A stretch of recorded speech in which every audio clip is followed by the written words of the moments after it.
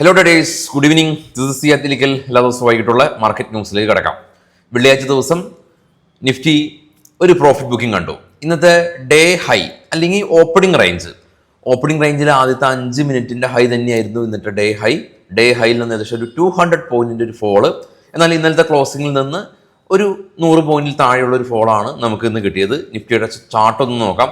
Chart കാണാം. Day high അല്ലെങ്കിൽ 5 മിനിറ്റിന്റെ high. അതിനുശേഷം ആ ഒരു ഹൈയിൽ നിന്ന് മാർക്കറ്റ് ആദ്യത്തെ ഒരു സെക്ഷനിൽ തന്നെ, മോർണിംഗ് സെക്ഷനിൽ തന്നെ നമ്മളൊരു വോളറ്റൈൽ ആണ് നമുക്ക് കിട്ടിയത്. വീണ്ടും ഒരു 25,880 പോയതിനു ശേഷം ഫർദറായിട്ട് ഫോൾ രേഖപ്പെടുത്തി 200 പോയിന്റ്. ഇന്നത്തെ ക്ലോസ് 25,797 എന്ന നിലയിലാണ് ഉള്ളത്. പൊതുവെ മാർക്കറ്റ് വോളറ്റൈലായിരുന്നു. ബാങ്കിങ്ങും കൺസ്യൂമർ സെക്ടേഴ്സും പൊതുവെ വീക്കേഴ്സ് ആയിരുന്നു. ഈ നിഫ്റ്റിയിലെ പ്രധാന ടോപ്പ് ഗെയിനേഴ്സ് ഹിൻഡൽകോയാണ്. കാണാം 4%. എയർടെല്ലും ONGCയും ICICI ബാങ്കും ശ്രീരാം ഫിനാൻസും പോസിറ്റീവിൽ ക്ലോസ് ചെയ്തു.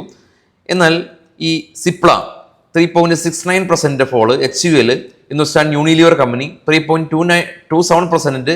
മാക്സ് ഹെൽത്ത് കെയർ, അൾട്രാടെക്, അദാനി പോർട്ട് തുടങ്ങിയ സ്റ്റോക്കുകൾ ഫോള് കണ്ടു. അതായത് ഫോളായ സ്റ്റോക്കുകൾ കുറച്ചധികം പ്രോഫിറ്റ് ബുക്കിംഗ് കണ്ടു. എന്നാൽ റാലി രേഖപ്പെടുത്തിയ സ്റ്റോക്കിൽ ഹിൻഡൽകോ ഉൾപ്പെടെയുള്ള മറ്റൊരു സ്റ്റോക്കുകൾ പേരിന് മാത്രം ഒരു റാലി രേഖപ്പെടുത്തി.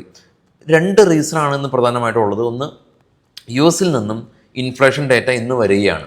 അപ്പോൾ ഇത്ര വലിയൊരു കീ ഇവൻ്റ് വരുന്ന ഒരു ദിവസമാണ് ഇന്ന്.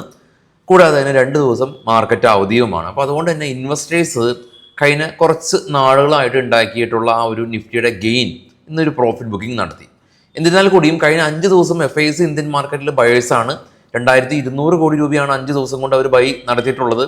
ബൈയിങ് ഫിഗർ ചെറുതാണെങ്കിൽ കൂടിയും കൺസിസ്റ്റൻ്റ് ആയിട്ട് 5 ദിവസം ഏറെ നാളുകൾക്ക് ശേഷം FIs ഇന്ത്യൻ മാർക്കറ്റിലേക്ക് ബയേഴ്സായിട്ട് തിരികെ വന്നിട്ടുള്ളത് ഒരു ആശ്വാസം നൽകുന്ന ഒരു കാര്യം തന്നെയാണ്. കൂടാതെ തന്നെ ഇന്ത്യയും US തമ്മിലുള്ള ട്രേഡ് ഡീലുകളെല്ലാം തന്നെ ധാരണയിലായി എന്നുള്ള ഒരു അഭ്യൂഹങ്ങൾ മാത്രമാണ് ഉള്ളത്. 26-നാണ് PM മോഡിയും US പ്രസിഡന്റും തമ്മിലുള്ള കൂടിക്കാഴ്ച മലേഷ്യയിൽ വെച്ച് നടക്കുന്നത്. ഇതിനിടെ ട്രംപാണ് പറഞ്ഞത് ഇന്ത്യ തയ്യാറായി റഷ്യയിൽ നിന്ന് ഓയിൽ വാങ്ങില്ല എന്നുള്ള കാരണം. അത് പ്രകാരം ഇന്നലെ റിലയൻസ് കനത്ത വില നടത്തേണ്ടി വന്നു. റിലയൻസ് 3% ഇന്നലത്തെ ഹൈയിൽ നിന്നൊക്കെ ഫോള് രേഖപ്പെടുത്തിയത് കണ്ടിരുന്നു. ഇന്ന് നിഫ്റ്റീനെ കുറച്ച് അധികം മുന്നോട്ട് കൊണ്ടുപോകാനായിട്ട് ഹെൽപ്പ് ചെയ്തത് ഡിഫൻസ് സ്റ്റോക്കാണ്. ഡിഫൻസ് മിനിസ്ട്രി 79,000 കോടി രൂപയുടെ ഡിഫൻസ് പ്രൊക്യൂർമെൻറ്റ് പ്രഖ്യാപിച്ചതിനെ തുടർന്ന് പാരാസ് ഡിഫൻസ്, ഭാരത് ഡൈനാമിക്, കൂടാതെ HAL ഹിന്ദുസ്ഥാൻ എയറോനോട്ടിക് ലിമിറ്റഡ് സ്റ്റോക്കുകൾ എല്ലാം തന്നെ ഒരു പോസിറ്റിവിറ്റി കണ്ടു. കൂടാതെ തന്നെ മിഡ് ക്യാപിലേക്ക് വരുമ്പോൾ ഐഡിയ AGRന്റെ ഡ്യൂ അടക്കുകയാണ്. അപ്പോൾ അതുകൊണ്ട് തന്നെ ആ ഒരു പോസിറ്റിവിറ്റി IEX അത് നമ്മൾ കഴിഞ്ഞ ദിവസങ്ങളായിട്ട് റിഫ്ലക്റ്റ് ചെയ്താണ്. മാർക്കറ്റ് കപ്ലിങ്ങിൻ്റെ കേസ് ഹിയറിങ് വരുന്നുണ്ട്. അപ്പോൾ ഈ 2 സ്റ്റോക്കുകളും തുടർച്ചയായിട്ട് നേട്ടം കൈവരിച്ചു. ഗ്ലോബലി നോക്കുകയാണെങ്കിൽ ഗ്ലോബൽ മാർക്കറ്റ് കാണാം.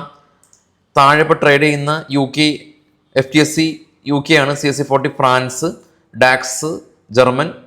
പൊതുവെ ഒരു നെഗറ്റീവ് സെൻറ്റിമെൻറ്റ്സ് ആണ്. കാരണം CAC 40 ഫ്രാൻസ് മാർക്കറ്റ് ഏകദേശം 42 പോയിന്റ് അഥവാ 0.51% ഒരു ഫോള് കണ്ടു.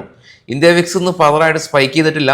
ജപ്പാൻ, കൊറിയ മാർക്കറ്റുകളെല്ലാം തന്നെ പോസിറ്റീവ് ആയിരുന്നു. ഗോൾഡ് ഓൾമോസ്റ്റ് മിഡിലായിട്ട് കാണാം. XAU/USD $45 പ്രോഫിറ്റ് ബുക്കിംഗ് കണ്ടു. ഗോൾഡ് ബ്രൻഡോയിൽ $66, ബിറ്റ്കോയിൻ $2,200 ഉയർന്നു. ഏറ്റവും ടോപ്പിൽ നിന്ന് കാണാം. ഡോ ഫ്യൂച്ചർ 200 പോയിന്റിന്റെ പ്ലസ്സിലാണ് ഇപ്പോൾ ഉള്ളത്. ഈ തവണത്തെ US നിന്നുള്ള ഈ നമ്മുടെ ഇൻഫ്ലേഷൻ ഡേറ്റ വളരെയധികം റെലവൻ്റ് ആണ്. കുറച്ചധികം സ്റ്റോക്കുകളുടെ ന്യൂസും നമ്മൾ കണ്ടിരുന്നു. SBI കാർഡ് 400 കോടി രൂപയിൽ നിന്ന് 440 കോടി രൂപയിലേക്ക് പ്രോഫിറ്റ് ഉയർന്ന ന്യൂസ് ഉണ്ടായിരുന്നു. കോഫോർജ് കമ്പനി 317 നിന്ന് 379 കോടി രൂപയിലേക്ക് പ്രോഫിറ്റ് ഉയർത്തി 4 രൂപ ഡിവിഡൻഡ് പ്രഖ്യാപിച്ചു. SBI ലൈഫ് 539 കോടി രൂപയിൽ നിന്ന് 500 കോടി രൂപയിലേക്ക് പ്രോഫിറ്റ് സ്ലൈറ്റ്ലി കുറഞ്ഞു. സിഗ്നിടെക് കമ്പനി 65 നിന്ന് 82 കോടി രൂപയിലേക്ക് പ്രോഫിറ്റ് ഉയർന്നു. ശാന്തി ഗിയർ 25 കോടി രൂപയിൽ നിന്ന് 21 കോടി രൂപയിലേക്ക് പ്രോഫിറ്റ് കുറഞ്ഞു. ഇനിയും നേരത്തെ സൂചിപ്പിച്ച പോലെ തന്നെ ഇന്ത്യയുടെ സർവീസ് PMI ഡേറ്റയും ഉണ്ട്. ഞാനത് ചെക്ക് ചെയ്തിട്ടില്ല. അത് അപ്ഡേറ്റ് ആയിട്ടുണ്ടെങ്കിൽ നമുക്ക് ഞായറാഴ്ച മാർക്കറ്റ് ഔട്ട്ലുക്കിൽ ഉൾപ്പെടുത്താം. കൂടാതെ US ഇൻഫ്ലേഷൻ ഡേറ്റയും അടുത്ത ആഴ്ചയിൽ ഗ്ലോബൽ മാർക്കറ്റിനെ സ്വാധീനിക്കുന്ന ഒരുപാട് ഈവൻറ്റുകളുണ്ട്. അപ്പോൾ അത് നമുക്ക് അടുത്ത ഞായറാഴ്ച മാർക്കറ്റ് ഔട്ട്ലുക്ക് ഉണ്ട്, അതിൽ നമുക്ക് ഉൾപ്പെടുത്താം. 2 ദിവസം മാർക്കറ്റ് അവധിയാണ്. പുതിയതായിട്ട് എന്തെങ്കിലും പഠിക്കാൻ ശ്രമിക്കുക.